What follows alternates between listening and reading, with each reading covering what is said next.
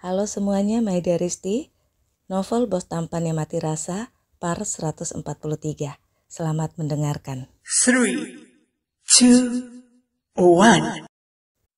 Mike yang ingin membuka arsip dan file milik Dirgantara Company untuk diberikan pada Pedro dikerjai oleh Dion. Si kembar tiga itu jengkel dan emosi karena sekalipun daddy mereka, Mark, mengetahui perbuatan Mike yang jelas-jelas ingin mencuri file-file itu, tapi hanya membiarkan saja, tidak marah apalagi bertindak. Tiga remaja tampan dan pintar itu tidak berani melawan perintah daddy mereka, tapi mereka tidak rela membiarkan Mike begitu saja. Dion pun mengerjai Mike dan dipergoki oleh Mark dan Willy. Mereka terkejut dan menjadi pucat pasih. Mereka tahu daddy mereka, Mark, sayang pada mereka. Tapi kalau mereka tidak disiplin dan melanggar aturan, pasti akan dihukum. Dewa dan Dika dengan cepat bereaksi. Mereka langsung berdiri menghalangi pandangan Mark dan Willy. Juga memberi kesempatan pada Dion untuk merubah tampilan layar dalam hitungan detik supaya tidak ketahuan. Dion pun paham, bergerak cepat, lalu ikut berdiri di belakang dua kakaknya. Kembar tiga itu menunduk, tak berani menatap Mark. Willy tertawa melihatnya, tapi dia masih agak bingung, mana Dewa, yang mana Dika, mana Dion. Mereka benar-benar sangat mirip. Bagaimana kau bisa membedakan mereka, bro? Tanya Willy pada Mark. Mark menatap Willy dengan dingin karena dia sedang menjaga wibawanya di depan anak-anaknya yang sedang nakal. Buset, Ai bisa mati cuma dengan diliatin gitu. Batin Willy salah tingkah. Dia mengalihkan pandangannya pada kembar tiga. Willy merasa ajaib. Di era ini bisa melihat tiga anak laki-laki yang layaknya sedang bertumbuh dan pasti sedang nakal-nakalnya, tapi menunduk patuh di depan daddy mereka. Dalam hati pula, Willy memuji Alana yang berhasil mendidik anak-anaknya seperti dulu Willy melihat Alana mendidik Amarah. Apa perkataan Dedi tidak layak didengar dan dipatuhi? Tanya Mark. Dewa minta maaf, Dad. Ini salah Dewa, tidak menjaga adik-adik dengan baik. Dewa bicara, dia merasa bertanggung jawab sebagai kakak. Bukan salah kakak, tadi Kak Dewa sudah ingatin kok. Ini salah Dion, Dad. Hukum Dion saja. Setelah Dion maju memasang badan. Wajahnya serius. Enak saja. Minggir. Dika yang salah. Kan Dika yang ketawa paling kenceng. Kalau Dika nggak ketawa tadi, kan Dion pasti nggak keterusan ngerjain Paman Mike. Dika yang salah, Dad. Hukum Dika saja. Dika pun maju satu langkah, menggeser Dewa dan Dion dengan tangannya. Willy tertawa. Jadi ini Dewa, ini Dion, dan ini Dika. Kau dan Alana merawat anak-anak kalian dengan baik, bro. Seharusnya kau tak perlu marah karena mereka melakukannya untuk melindungi papanya. Oh ya, coba nyalain lagi yang tadi. Paman ingin melihat si Mike itu berhasil atau enggak. Ternyata masih enggak kapok-kapok tuh orang, kata Willy langsung duduk di kursi yang diduduki Dion tadi. Tangannya langsung mengetik di keyboard laptop dengan sok tahu. Dia mencari tautan yang mereka tonton tadi, tapi dia tak bisa menemukannya. Ayo tunjukkan pada paman, pinta Willy memelas pada Dion. Tiga anak itu menatap Mark. Sebenarnya Mark juga ingin tahu apa Mike berhasil atau tidak. Dia memarahi tiga anaknya karena tak ingin mereka dalam bahaya. Bagaimanapun, menyabotase data itu melawan hukum, ilegal, walau dia tahu anak-anaknya bukan hackers. Mark pun menarik napas dan mengangguk. Willy lega. Katakan saja, nanti paman yang buka, kata Willy dengan gaya seorang ahli.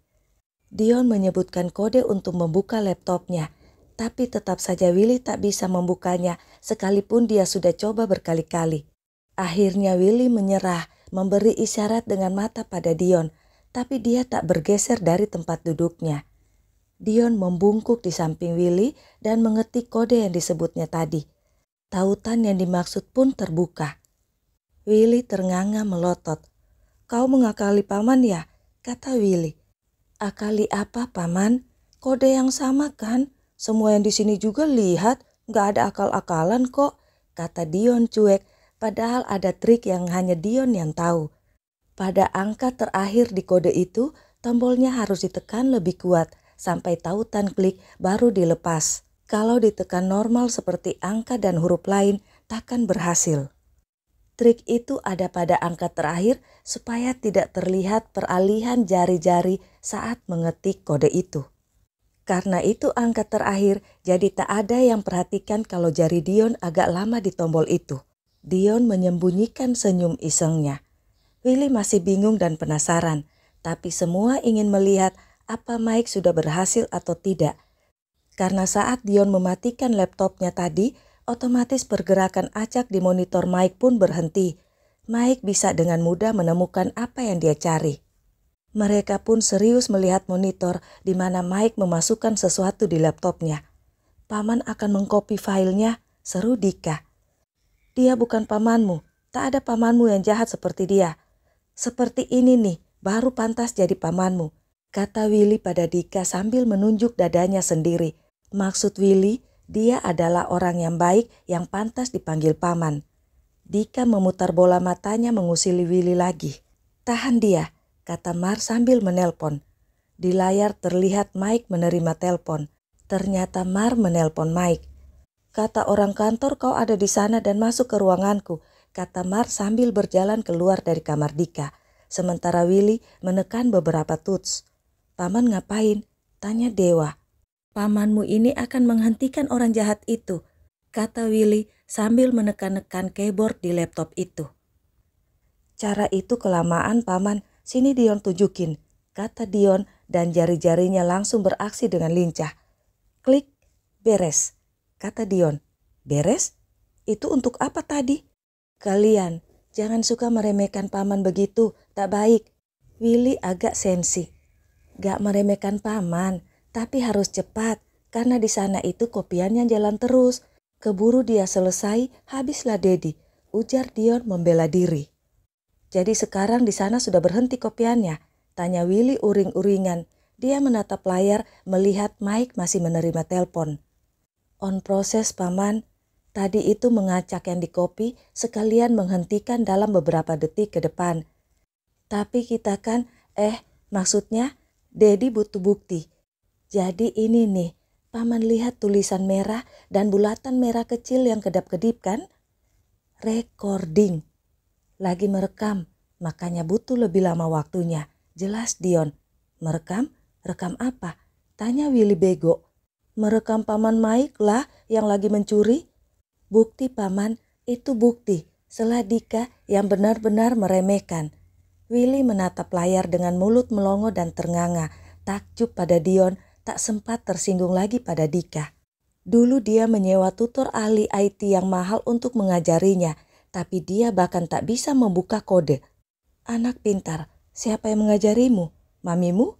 Atau Alan pamanmu? Tanya Willy. Paman ini gimana sih? Kita pegang laptop saja ngumpet-ngumpet. Gimana mau belajar apalagi diajari? Gak lihat apa tadi kita bertiga ketakutan karena ketahuan? Jawab Dika.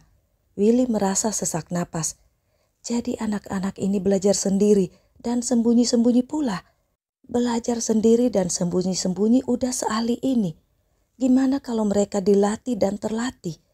Alana dan Alan pintar, tapi anak-anak ini luar biasa. Willy hanya bisa berkata dalam hati. Matanya berkilat. Dia pengusaha, pebisnis. Di kepalanya langsung bertunas rencana untuk anak kembar Alana itu. Mar masih menelpon. Kali ini dia menelpon Dim memberitahu Mike ada di ruang kantornya. Aku akan ke sana, kata Dim. Gak perlu, Alana sudah mengantisipasi. Biarkan saja supaya orang itu tak menyadari kalau kita memata-matainya. Aku menelpon hanya supaya kau tahu dan lebih berhati-hati. Beritahu Clay, Dio, dan Steve supaya mereka berhati-hati juga, kata Mark. Bos, kau di mana? Sekretaris barumu juga gak masuk-masuk kerja, keluh Dim. Ada tugas yang penting dan harus segera ditangani yang kusuruh Alana selesaikan. Tapi dia tetap bekerja online kok. Sekalipun aku tidak akan menuntutnya, tapi kau tahulah kualitas Alana kan? Dia tidak suka makan gaji buta. Jadi kau tenang, dia tetap bekerja. Sudah ya, sampai nanti. Mar menutup telepon. Alana ditugasi? Bukannya dia di rumah sakit sekarang? Tanya Willy. Mereka tak tahu kejadian Andre dan Ara. Bahkan Mama Mika juga tak tahu. Makin sedikit yang tahu itu lebih baik, ujar Mar mendekat di laptop Dion. Paman Mike masih di ruang kantor Dedi? Tanya Mar karena layar monitor sudah berganti. Sudah keluar, Dad, tapi Dion sudah merekamnya. Dedi sudah punya bukti sekarang. File yang dikopi Paman Mike juga sudah Dion isi dengan data palsu. Paman Mike gak bakal sadari itu, kata Dion. Bagus, terima kasih nak, kata Mar mengelus lembut kepala Dion. Kau tak jadi menghukum mereka? Protes Willy. Dia ingin melihat bagaimana Mar menjadi ayah yang menghukum anak-anaknya. Kenapa harus dihukum? Mereka hanya ingin membantuku menjaga milikku tak dicuri. Itu bagus kan? Kata Mar tak bisa menyembunyikan rasa bangganya. Willy lagi-lagi melongo dan geleng-geleng kepala. Saat melongo itu, handphone Willy berbunyi keras membuat Willy terlonjak kaget dan segera mengeluarkan handphonenya. Alisnya berkerut. Itu nomor tak dikenal. Halo? Maaf, ini siapa? Sambut Willy. Tiba-tiba dia mendengar suara ngakak Dika dari dalam handphonenya. Tapi Willy juga melihat Dika yang sama tertawa ngakak di depannya. Willy bingung menatap Dika dan menatap handphonenya. Ini kenapa bisa... Kau meretas handphone paman? Teriak Willy marah. Take me back into the arms I love. Need me like you did before.